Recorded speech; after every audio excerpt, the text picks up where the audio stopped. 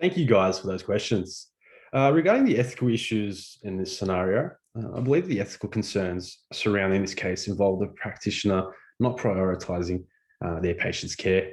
I believe they've demonstrated this by not providing the highest quality evidence-based healthcare to their patient. Through performing the non-evidence-based treatment provided by the patient, I believe that the practitioner is not complying with their obligations, as defined in the Physiotherapy Board Code of Conduct, relating to various principles, including Principle 1, safe, effective, and collaborative practice. Principle 3, respectful and culturally safe practice for all. And Principle 4, working with patients. These ethical issues may also cross over into legal issues for the practitioner in this scenario. The Physiotherapy Board of Australia does not have a definitive statement on what treatments do and do not fall within a physiotherapist's scope of practice, but a physiotherapist does have obligations under national law, which requires physiotherapists to meet national registration standards, codes, guidelines, and practice in a professional and appropriate manner. The Physiotherapy Board of Australia's code is legally enforceable. Practitioners are primarily responsible to make sure that their patient's care is their first priority and to practice safely and effectively. In this scenario, possible legal issues may include the fact that the physiotherapist has not adhered to the Physiotherapy Board Code of Conduct, putting this practitioner at risk of disciplinary action, and even the possibility of civil action if the patient was to pursue this matter any further. Elements of the Code of Conduct that apply in this scenario. Principle 1, put patients first, safe, effective, and collaborative practice.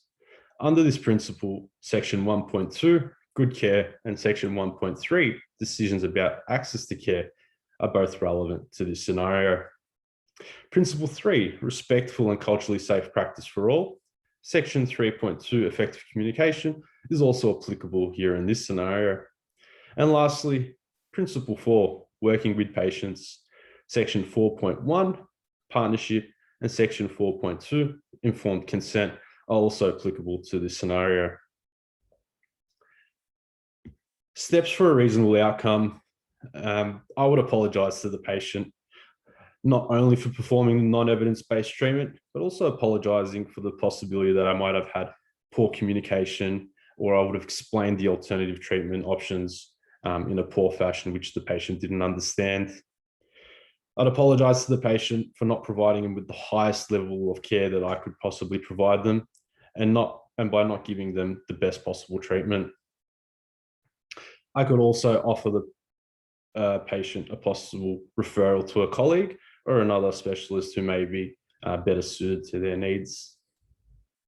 Steps that I would take to avoid the situation from arising. I would ensure that in the initial consultation that I've provided the patient with adequate advice and education. I would deliver this through effective communication and active listening. And the active listening would include understanding what the patient's actual needs are and being able to tailor my treatment suited to their needs and conditions. I would also offer to provide the patient with alternative treatment options that are evidence-based and are specifically suited to the patient's condition. Again, finding a way to relate this information to the patient in a way that they understand.